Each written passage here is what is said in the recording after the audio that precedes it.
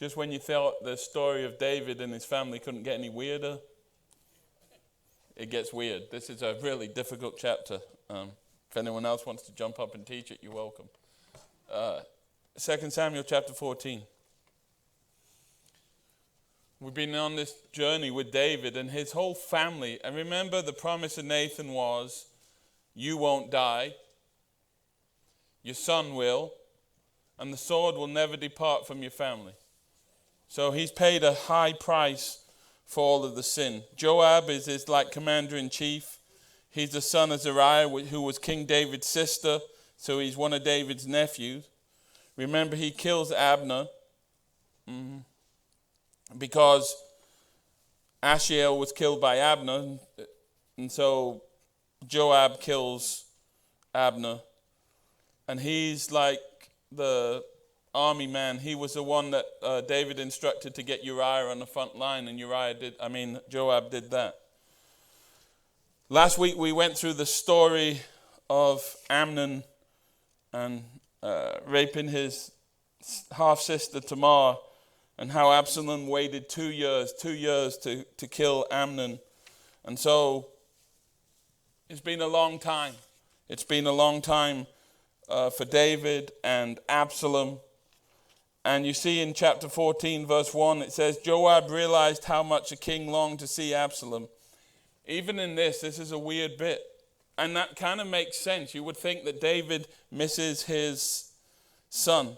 It's been years since the rape and all of this has happened. And he was there for 3 years and 2 years, so it's 5 years later. And Joab concocts this scheme. And David, it's hard to understand where David's at, because David's going to let Absalom come back, but he won't see him. He won't speak to him. So it's like, how much are you really wanting your son, and how much do you really like? This whole thing is weird. For whatever reason, Joab's a bit of an opportunist. Absalom, they think he's going to be the next king. He's not, because God's promised that to Solomon. And so this whole situation is so weird and so crazy. But Joab, for whatever reason, and you can speculate whatever reason, but for whatever reason, Joab wants David and Abner to come back together, or Absalom to come back together. And so it's weird.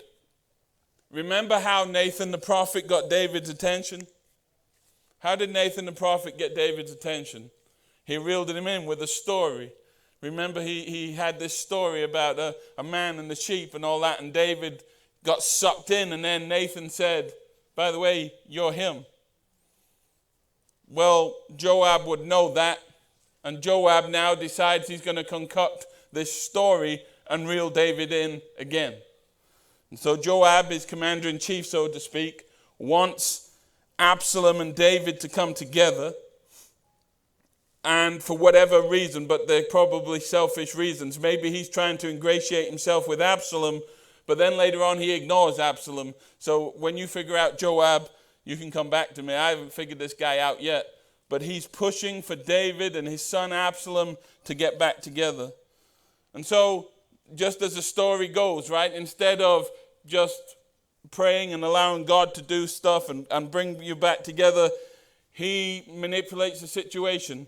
He starts to do his own thing. And Joab sends for a woman from Tekoa who had a reputation for great wisdom.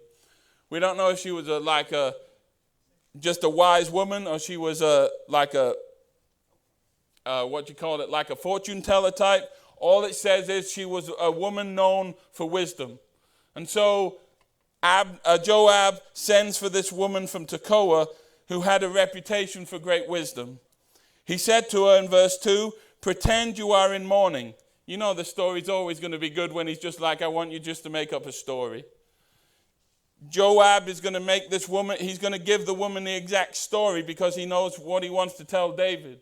Remember, through all of this, Joab is trying to get Absalom and David back together. So he sends for this woman from Tekoa who had a reputation for great wisdom. And he said to her, pretend you are in mourning, wear mourning clothes, and don't put on lotions. Act like a woman who has been mourning for the dead for a long time. Joab hires this woman and he tells her, don't look good. Put on your mourning clothes and don't put on your lotions and act like you've been crying and crying and crying and crying and mourning for a long time.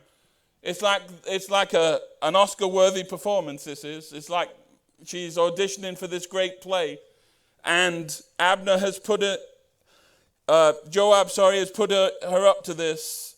And he says in verse 3, go to the king, David, and tell him the story I'm about to tell you. So Joab makes his story up, and he's going to tell this woman from Tekoa, this wise woman who comes in, and exactly what to say. Tell him the story. Tell David the story I'm about to tell you. And Joab told her what to say. All throughout this, you just want someone to act normal.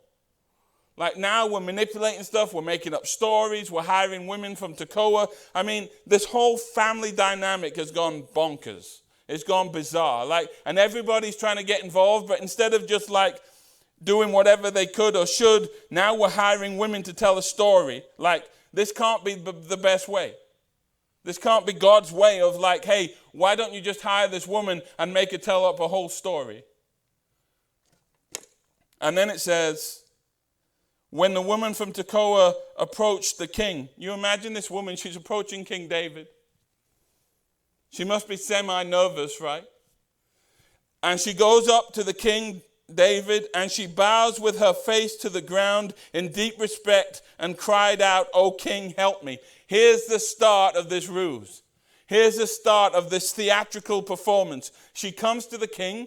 She's in her clothes of mourning. She hasn't put on lotions. She's made sure her eyes are baggy and dark and all of that, like she isn't looking her best.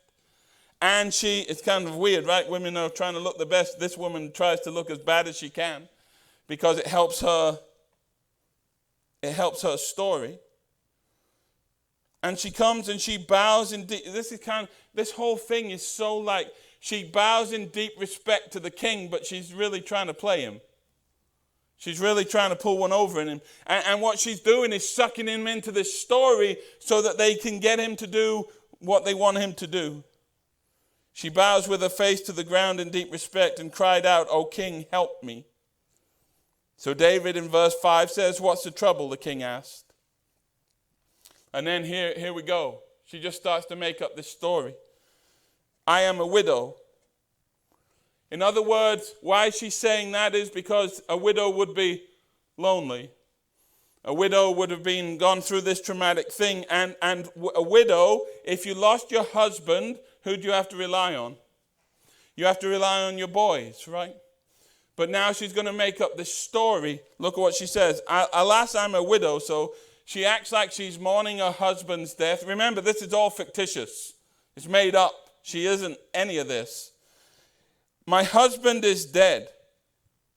And so here's what she's trying to do is lure David into his emotional side. Because the perception, see, this is the deal, and maybe we're different with family than we are everyone else. With David and Absalom, there's this kind of unforgiveness. There's this bitterness. There's this content. And Absalom is going to feel that from his father. And in the next chapter, we're going to see that Absalom rebels and tries to make himself king. So Absalom is going to come after his father who has had nothing to do with him because of what's happened. And then the whole family dynamic is wild. And you can kind of understand why David's upset. I mean, Amnon, your firstborn, raping his half-sister isn't a good thing. And now Absalom has taken things into his own hands, and he's killed Amnon. And she says to him, "My husband is dead." In other words, I've gone through something. And then he says, "My 2 sons had a fight out in the field, and since no one was there to stop it, one of them was killed." That's a really interesting statement. So she makes up this story.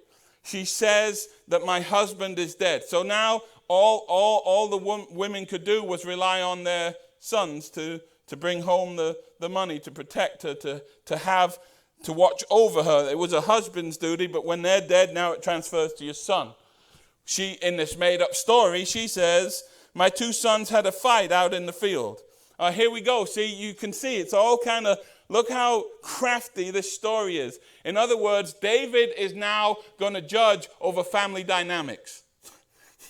David is now going to have an opinion on this wild family that has issues and problems. And it's all designed to, and you'll see it in a minute.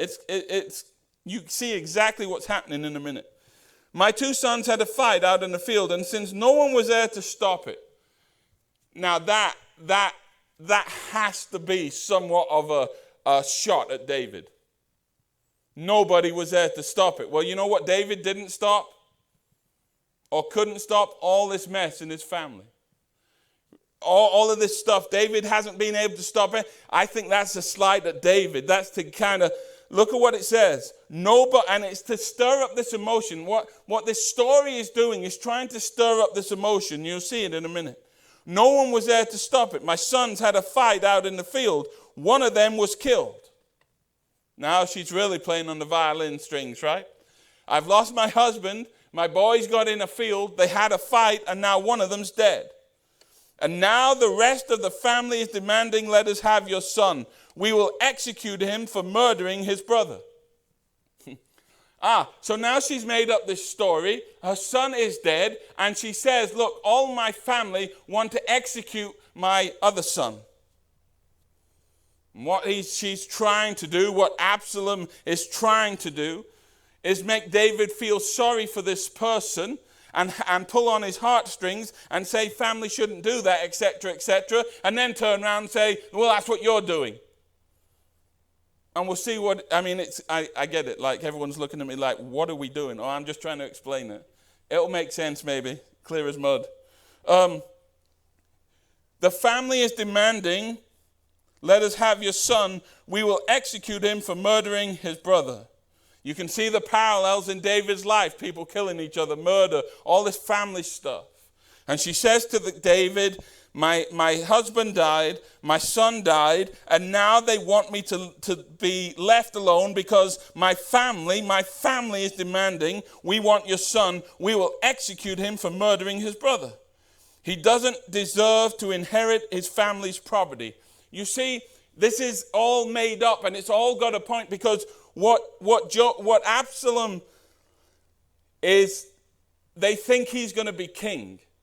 He's not, but they're hoping he is.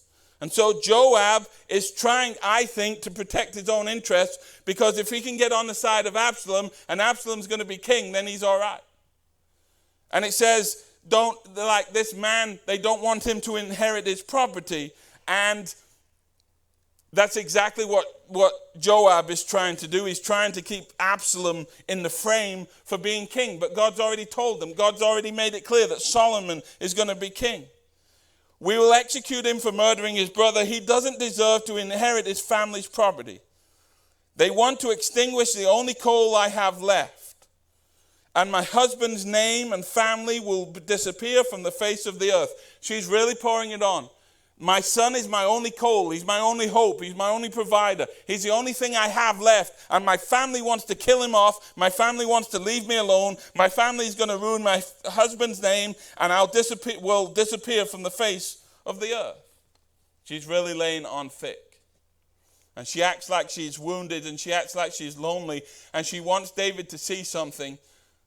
And she says, they're my only provision. He's my only provision, and if he dies, then I've got nobody, and my family's name will disappear from the face of the earth. And verse 8, David, it's kind of funny because there is no people. It's just made up. But he says to her, leave it to me. The king told her, go home and I'll see that no one touches him. Do you see what's happened? David has just jumped to the defense of who? No, he's a made-up character. But David has just jumped to the defense of a murderer. David doesn't know this man. He doesn't even exist. He's just a made-up ruse. But do you see what David's initial... Do you see? Here's what we're getting at. All of a sudden, David is gracious. and merciful and empathetic. And he looks at this man has killed his brother. And he killed his brother, by the way, which is what? Right? Absalom has done. And he says to her, don't worry about it. Go home. Nobody will touch him. So you see this defensive side of David, this like, I'm going to take care of it. I'm going to help you out. I've got grace and I've got mercy.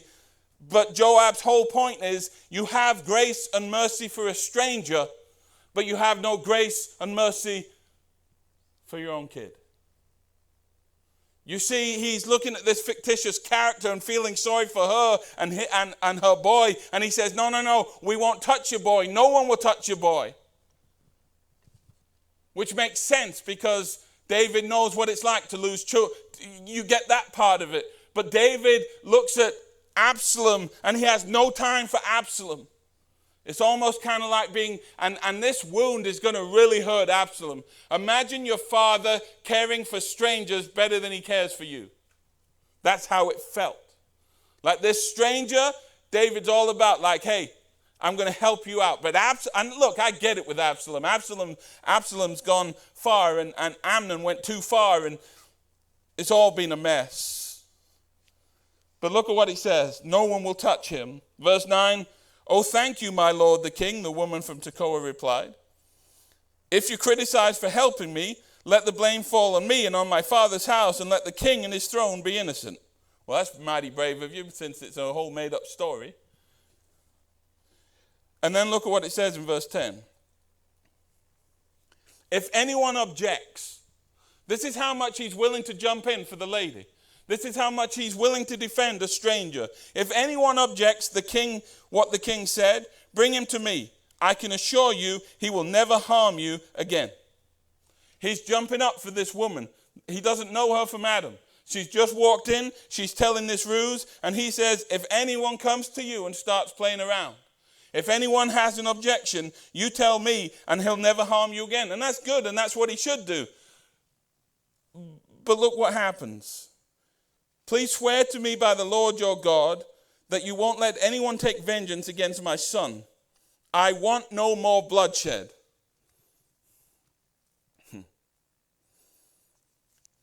When you start talking about losing sons and bloodshed, David knows just a little about that.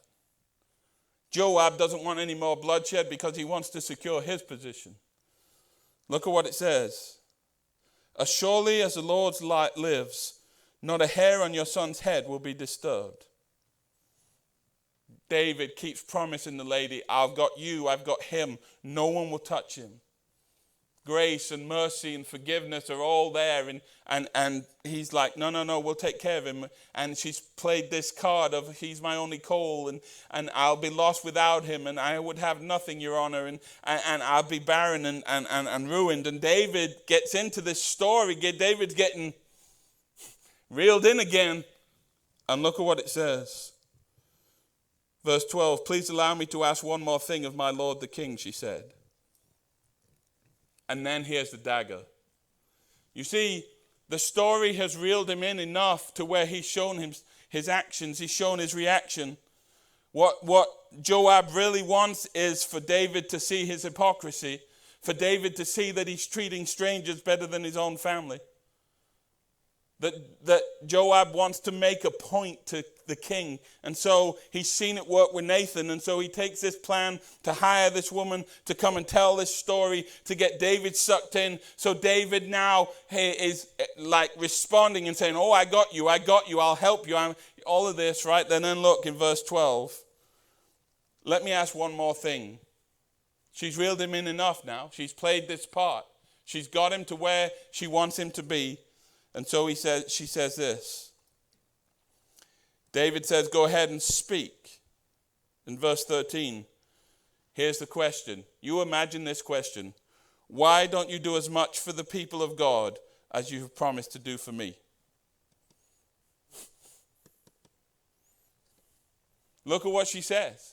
You've promised me, a stranger, that you would defend me and help me and be gracious to me and basically love me and make me like secure and make sure I'm provided for, all of that. And yet your son is living away from you. And it's like you don't care. You haven't done anything. And so she says to David, why don't you do as much for the people of God as you promised to do for me? You imagine how David is. I've just helped you out. I've been nice to you, and now you just turned on me in an instant. And he knows, we'll find out, he knows this has all been a ruse. He figures it out pretty quick. You have convicted yourself in making this decision because, listen to it, you have convicted yourself by the way of what you said and how quickly you were to defend me and my son. She says, you have refused to bring your own banished son. Do you remember what happened at the end of the last chapter? Absalom waited 2 years, and then he killed Amnon, and he stayed 3 years with his grandfather. So they've been apart 5 years. It's been 5 years since the rape. Absalom waited 2 years, and then for 3 years he's been gone. So it's 5 years since the incident happened, 5 years. And there's no reconciliation at all between Absalom and David. But this is what happens when you start to lie, cheat, and steal. When you start to have bitterness. And I think one of the biggest things of this whole thing is when you don't deal with inner conflict quickly. When you don't figure out yourself quickly, you're going to be in trouble. And when you, listen, there are relationships that you've lost because one or both didn't do what they should do. I.e., all I had to do was go and confess my part of it. Go and say I'm sorry. Go and do what I needed to do. But the problem is both people get stubborn. Both people get prideful. No one wants to say anything. And when does that all come to a head? When do you think that really shows up and really bothers people? When one dies. And you hear that they're dead and you realize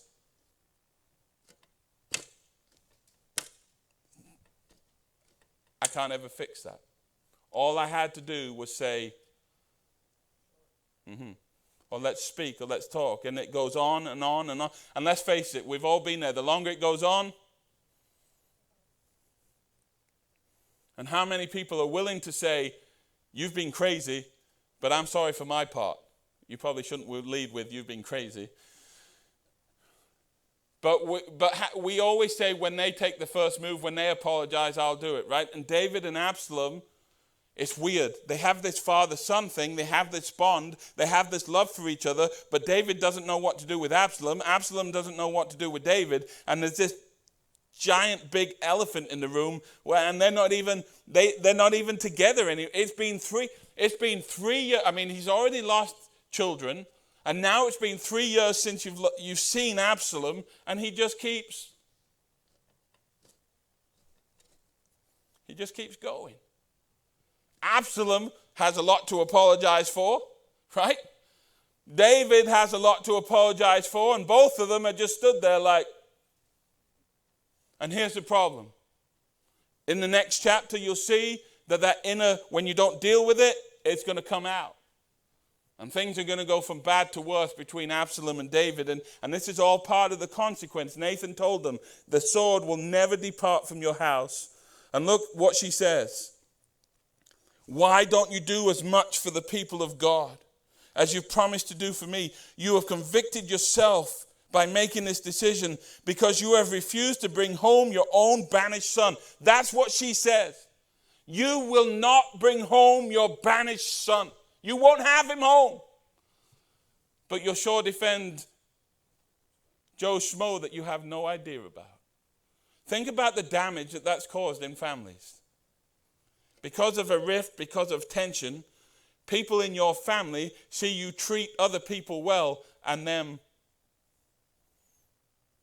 Imagine Absalom seeing the gracious side of David and then realizing, now look, Absalom shouldn't have done what he murdered his half-brother. It's not a good thing. There's kind of, weird situations when he's raped his sister, but look at what it says. This is one of the most poignant, You talk about being a wise woman. This is one of the most amazing scriptures you'll find. This is worth the price of admission tonight, right? If you haven't understood the first 13 verses, just lock in now. It'll still be worth it. Look at what she says. All of us must die what?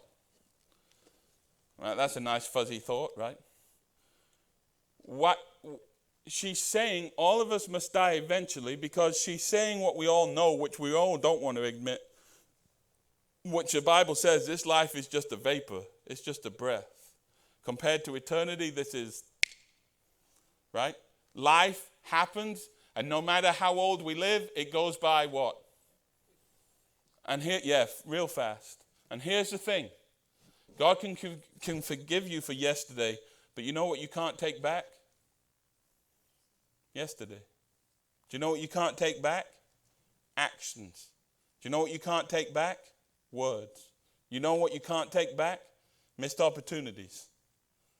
And she's about to this is amazing. This is this woman from Tekoa, and she says, we're all going to die eventually. What she's really saying is, David, this has been 5 years. How many more years are you going to go on before this gets sorted?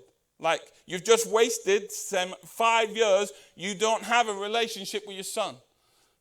2 years, he was aloof, and now he's killed his son, and he's been on the run for 3 years hiding with his grandparents. All of us must die eventually. Listen to the metaphor she uses. Think about this. Our lives are like water spilled out on the ground, which cannot be gathered up again. Think about how powerful that is. It's like the whole toothpaste thing. You've heard that, right? When you squeeze it out, you can't get it back in. Think about that. A bottle of water represents you what? Represents your life, right? And as it gets poured out, you know what you can do with it? It's gone. And like in the hot summer, it just evaporates. It's gone. Yesterday's gone. You can't take it back.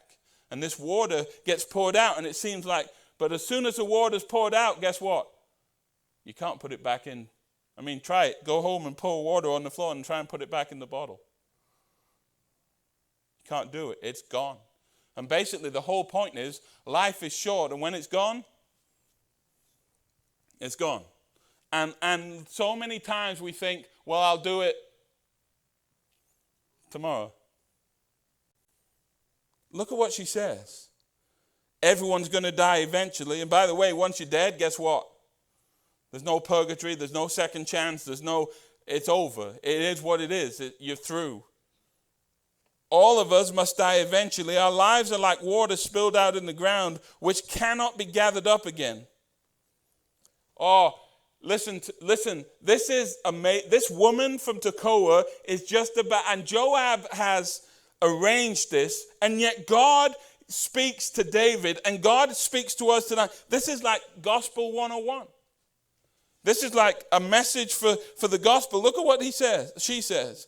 You can't gather your life up again, but God does not just sweep life away. Some versions say another thing. Look, God obviously takes lives when he wants to take them. But God doesn't just look at a life and sweep it away with no what? With no care or attention or plan or purpose. God has killed David's son. He's allowed the other sons to. Clearly God is over death, and clearly God allows people to die. And clearly God is over that. And people will come and people will go. But it says that God doesn't just sweep a life away. In other words, like you're looking at Absalom and you might not see his value and you might not understand and you might just want to be parted. But God doesn't see people like that. And look at what it says. This is absolutely amazing. But God doesn't just sweep life away. Instead, oh man, what does it say? Instead, he devises ways to bring us back when we have been separated from him. Well, clearly, how did he do that? This is the heart of the gospel. This is the cross. This is Jesus 101, that God always wanted to tabernacle with his people. Where it literally means to dwell there. God built the tabernacle so he could dwell with his people. He built the temple so he could dwell with his people. He always wanted to dwell with his people. He didn't look at us and sweep our lives away. When Adam and Eve sinned, it made a chasm. It made a problem. We were all separated. We're all wrong. We're all sinners. We're all in trouble. He says he devises ways to bring us back when we have been separated from him. So clearly, there's salvation in that. Clearly, there's salvation in that. I.e., God had to come up with a way to bring us back to himself. And you know what his way was? Yeah. The one way, the one truth, the one life. God could not have a relationship with us unless he came up with a plan about Jesus. And Jesus, he sent Jesus to die. He called the hit. He was the one. Satan didn't organize the cross. God did. God devised a way. Listen, it was the only way. And aren't you glad that God didn't just sweep us away? God could have swept us away. We all deserve to be swept away. Even on our best day, God could sweep us away. But God looked at humanity and he said, man, I want to have a relationship with you. And how I'll do it is I'll give you the perfect lamb. I'll give you my own son. And so he devised a way to bring us back. And what she's telling David is, we serve a God who can bring people back. He can bring Absalom back to himself. He can bring David back to himself. Tonight, if you've got wayward children or wayward whatever, he can bring them back. And by the way, when you're looking for restoration, when you're looking for relationship help, when you're looking for this plan, you see here's the problem. Joab is coming up with this plan, but that's not what it says. It doesn't say Joab is to make the decisions, does it? It doesn't say Joab is to devise ways. What does it say? God will devise ways to bring his children back. And so tonight, if you're looking at these situations and think, how is that ever going to be restored? You know how it gets restored? Because God has a plan. And God has a way. Now that's salvation. At the cross, he brought us to himself. He devised this way. But do you know what? Doesn't that apply to sanctification? Doesn't that apply to your own relationship with the Lord? Doesn't that apply to your own relationship with other people? Like when you step away from the Lord, you know who devises a way to get you back? Now, is it a plan you thought? Is it a plan that takes time? That's all. But thank God, when we walk away, you know what God does? He already has a plan to what? It's prodigal son to bring you. If you sit here tonight and say, I'm estranged, and there's many, many people. Listen, funerals are weird things to do as a pastor because lots of them have weird family dynamics. Like you start to try and figure out, but one's over there and one's over there and they won't. And it's like, what is going on? Half the time I don't want to know what's going on. But it's like, well, in 1950, well, hold on.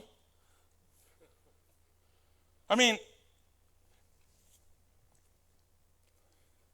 husbands and wives that get children and parents that get people at church that get, however you want to make it, God has a way and a plan to bring that back. The problem is we don't always what? Yeah, we don't always like how he does it. Sometimes we don't even really want to be reconciled. David is caught in this weird place of he's king. I'm sure he misses Absalom, but he's got some weird stuff going on. And this woman, see, Joab sends this woman, but God has allowed this because God is really using this whole situation to tell David, I can make ways to help this. I can make ways to heal this. I'm a God who devises plans to bring us back when we have been separated from him. So whether it's salvation or whether it's our relationship with him as believers, God has a way for us to come back to him. Isn't that exciting? Imagine if he was like, well, you two figure it out. God figures out a way to bring everyone back. The problem with that is, again, we're stubborn, we're selfish, we're prideful. And even when we believe that God has given us a way back, what do? I'll do it my way. How many times has God said to someone, just say sorry. Just say sorry. And you know what we refuse to say? Or it's sorry but. You know those don't work, right? I don't know if you've ever tried it. I've tried it. It doesn't work. You cannot say, sorry, but it's your fault. Apparently that's not an apology. Sorry, but it wasn't, I couldn't help it. No. I've learned since I've been married, that's not a good idea. Sorry, but that's... I really love that God devises a plan, a ways to get us when we're separated from him, whether by our sin at salvation or by whatever mistakes we've made in our life. Not separated like we lost our salvation, but when we're backslidden or when we don't have that intimacy. God, and by the way, have you ever tried to figure out God's plans and ways? He does it in the craziest ways. He has ways to bring people back. I think I've told this story before, but this is what God does.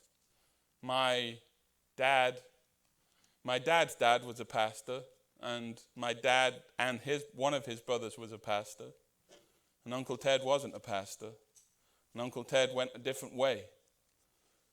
And what's weird about why he went a different way is because of again, he's got no excuse. But the church treating Granddad badly, and they treated him badly, made Granddad stronger in his faith. Made my dad and Uncle David stronger in their faith. The situation with their parents dying and all of this going on. Their own dad getting treated badly. That made them stronger. But Uncle Ted decided he was going the other way. He'd seen the hypocrisy in the church. He'd seen his mom and dad dying and had these questions like what kind of God does that, all that stuff. And, it's one of those, like, he was really fun to be with. He was like a cool uncle, like, Uncle Ted. It's funny because he had a stuttering problem, and my dad he's a mechanic. Uncle Ted was a mechanic, and my dad was asking him, he wanted to buy a car. And he just wanted Uncle Ted's advice, and Uncle Ted was trying to get out what he was saying, but he couldn't. Finally, he just said, he's ripping you off. Like, all right. He heard something about an engine, but he got all excitable. And anyway, that was just Uncle Ted, really cool guy. But one day in Pennsylvania, my dad's at his desk, and a call comes from England, and his secretary says, it's your brother Ted. Dad, I think, thought someone had died or something massive was going on. And he got on the phone and said, Ted, what's happening? And Uncle Ted said, I need Jesus. After all this time, after all these years, I need Jesus. He's like, what happened? He says, I've just seen somebody die without him. And I can't do it. After all these years, after all this stuff, God had devised a plan. God had devised a way. When no one could reach Ted, when no one understood, when no one could say, think about I don't know how many times he'd heard about the gospel, but God put him in a room at just the right time in just the right way. And Dad got to pray with him and speak to him. And that's what I'm talking about, like these wild this is what God does. Like how are we going to get Ted to Jesus? You know what Jesus says? Yeah, just leave it to me, and I can do it. And look, it took years. It took years. But what's ironic about that, Granddad's death inspired my dad to become a pastor. God's used death in all of these ways, in these different ways. And that's exactly what she's saying. He'll bring you back. He can bring Absalom back. He can bring you back. I have come to plead with my Lord the King because people have threatened me. I said to myself, perhaps the king will listen to me and rescue us from those who would cut us off from the inheritance God has given us. She's acting like she's threatened. She's acting like she's about to lose everything. It's all a ruse. Yes, my Lord, the king will give it. Listen to what he says. Or she says in verse 17. It's kind of a little bit like, yes, my Lord, the king will give us peace of mind again. I know that you are like an angel of God in discerning good from evil. May the Lord your God be with you.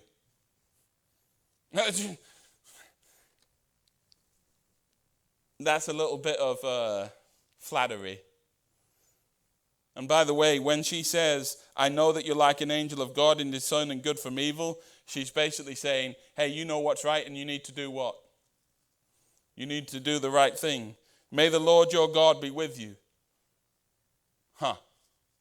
If you're off in left field and someone says, oh, you're like an angel of God, you know good from evil, may the Lord God be with you, you think that might be a little convicting? She's not getting threatened at all. She's made up this whole story. And now she's like, oh, you're like an angel of God. Well, sometimes he was, but recently it's not a title you would give him. And then she's kind of laid it on too thick. Look at verse 17 or 18. I must know one thing, the king replied, and you have to tell me the truth. What does he ask her? Did Joab put you up to this? It's kind of ironic, right? She's laid this on thick and she's like, oh, wise one, you should know everything. And he's like, hold on a second, lady. You got to tell me the truth now. I've let you talk and talk and talk. Tell me one thing. I've got one question for you. Oh, Joab, he put you up to this, didn't he? And the woman replied, my lord the king, how can I deny it? Oh, nobody can hide anything from you. Well, come on. Yes, Joab sent me and told me what to say. Well, that didn't take long to throw him under the bus, did it? Joab hired me. Joab told me what to say. Yes, it's Joab. He did it to place the matter before you in a different light. Joab realized that David had been 3 years stubbornly not responding. And so Joab concocts this story, which God uses and jumps on. But he says, he wanted you to see it in a different light. But you are as wise as an angel of God. Oh, here we go again. And you understand everything that happens among us. Well, that's not true. If he understood everything that happens, he wouldn't be doing what he was doing. So the king, listen to this. So the whole idea of this whole thing is what? To bring unity, to bring Absalom and David back together. And the question, this would end that program, right? The TV series would end right here. Next week you'd be on tenterhook thinking, do they get back together? And look at what it says. And you think, if you hadn't read on, or I hadn't told you, the king sent for Joab and said, go back and get the young man. He doesn't even say his son. Go and bring back the young man Absalom. He can't even say his son. Bring back the young man Absalom. And at that moment you think what? What do you think? You think it's over, right? You think it's good. You think David is like, woo! I heard the story. I got convicted. Come on, Absalom. We're all right. And look at what it says. Joab bowed with his face to the ground in deep respect and said, at last I know that I have gained your approval, my lord the king, for you have granted me this request. That was really important to Joab, that David would listen to him. See, he's on this kind of kick. He wants to be seen. He wants to be heard. He wants to be known. And Joab thinks it's worked. My plan has worked. And David respects me. And David understands. And I've got what I wanted. David and Absalom are going to be back together. And it sounds fantastic. Joab went to Geshur and brought Absalom back to Jerusalem. Woo! Party time, right? Hold up. Look at someone read verse 24 and imagine this. Someone read verse 24. And the king said, let him return to his own house, but do not let him see my face. So Absalom returned to his own house, but did not see the king's face. Joab's gone to all this hassle. said God's jumped on it. By the way, I think God uses this story and uses that woman to say, I can devise a plan. I think God is a part of this now. And David says, I'll bring him back, but he won't see me. What does that tell you? You see, still deep down, there's what? And here's the problem. If you resent someone long enough, what's going to happen with them? I mean, the nicest person, the sweetest person, if you resent them long enough, eventually they're probably going to start what? And so David says to his son, you can come home and live in your own house, but you ain't seeing me. And how do you think Absalom feels about that?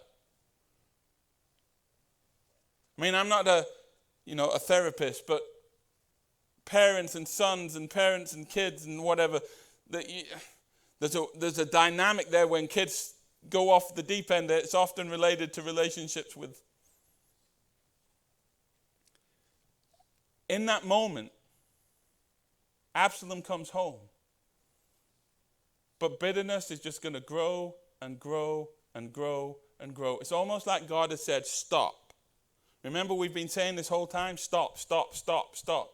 It's almost like God uses this story to say, stop, stop, just stop. Just stop, bring him home, and I've got this. And David said, what kind of apology is that? What kind of olive branch is that? Hey, you can come back to church, just not in the building. Like, look through the window.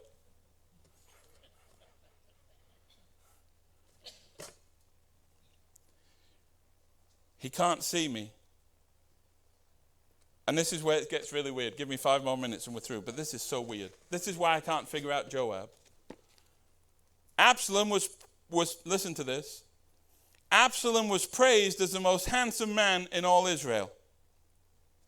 He was flawless from head to foot. Anyone know what they're talking about? No? He didn't have a flaw. He was like a supermodel. From his head to his foot, he was flawless. Listen to this, he cut his hair only once a year, and then only because it was so heavy.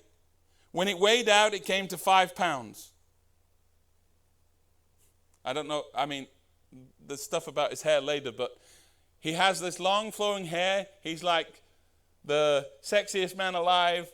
And he cuts his hair and 5 pounds of hair comes off. All right, what's the Lord trying to say? You figure it out. I don't know, but that's what it says. But see, he had all of this stuff. He had everything the world wanted. How many men would love that to be said of them? How many men would love to be in the Bible known as handsome and flawless? None of our names are in here. The one who's the least flawless was probably flawless, right? Absalom was like this. He was Mr. January, February, March, April, like fireman calendar. He was all of them, like he was perfect. Which probably made him really hard to be around. Like, man, you took another, like, come on, man.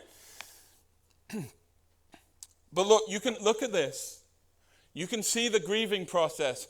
What was his sister called? Tamar, right? The one that got raped. Look at what happens. When he had 3 sons and 1 daughter. His daughter was named what? Tamar. And she was very beautiful. He calls his own daughter Tamar in honor of his sister who had been raped. So that's kind of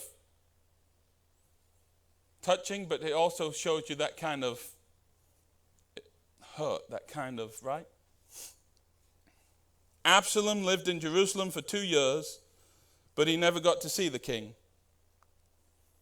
So he waited around for 2 years, which I'm sure him and David weren't the best of terms. He goes to his grandparents for 3 years, and now he lives in his own house for 2 years, and he never got to see the king. And it's almost like this bitterness, this resentment just keeps what? Growing and growing. I told you have to cut it off. Someone has to cut it off. Absalom sent for Joab. Listen to this. This is what I don't understand. Joab, you would think, is trying to find favor with Absalom. He's brought him back, and then Joab cuts him. Look at what it says. Absalom sent for Joab to ask him to intercede for him. In other words, Absalom wanted Joab to help him out, to get him a place with the king. And you know what Joab does? He silences him. You ever been calling someone and you know they've hit decline because it goes, after 2 rings it goes to voice message? That means someone's not wanting to talk. Now I'll just put my light on. Joab has got Absalom back, and when Absalom reaches out and says, will you help me out? You know what Joab says? Well, you did this whole stuff to get me here, now you're not helping. Yep, because you know what? Only the Lord has good plans, right? Look at what it says. Joab refused to come. Absalom sent for him a second time, but what happened? Joab refuses to come. So, in the nature of things, because we're all happy families and this is just what we do, Absalom comes up with what? Absalom comes up with this amazing plan to meet. You know what his plan is? Look at what it says. Go and set fire to Joab's barley field. That'll get his attention. I mean, you can't, this is like Jerry Springer on drugs. Like, I want to speak to Absalom. Absalom wants to speak to Joab. Joab won't come, so Absalom's like, I know how to get his attention. See the barley field? Let's light that. I mean, makes sense, right? Nick won't return my phone calls, just burn his house down. Maybe he'll call me. I mean, it's wild. Now your house is going to burn down tonight by some freak accident, and I'm going to be...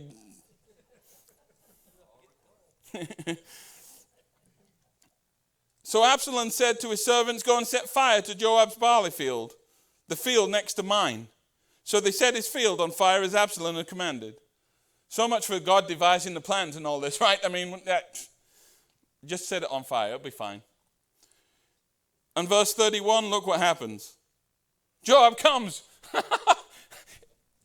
Joab comes to Absalom at his house and demanded, why did your servant set my field on fire? I mean, this is great. If you ever want counseling, this is really good, right? And Absalom replied, because I wanted you to ask the king why he brought me back from Geshur if he didn't intend to see me. I might as well have stayed there. Let me see the king. If he finds me guilty of anything, then let him kill me.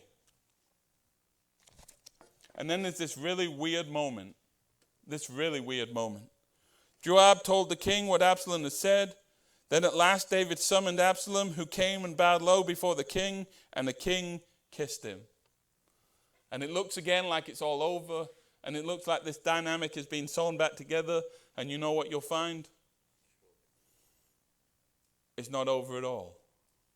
It's like this. Have you ever been in those weird situations where you're acting like everything's okay, but you know it ain't?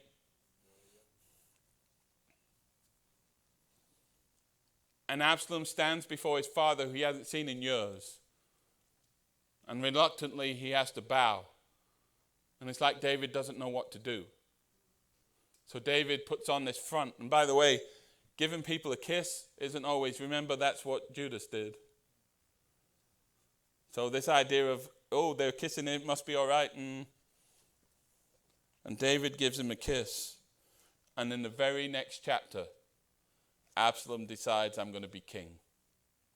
God said he won't, but Absalom thinks he is.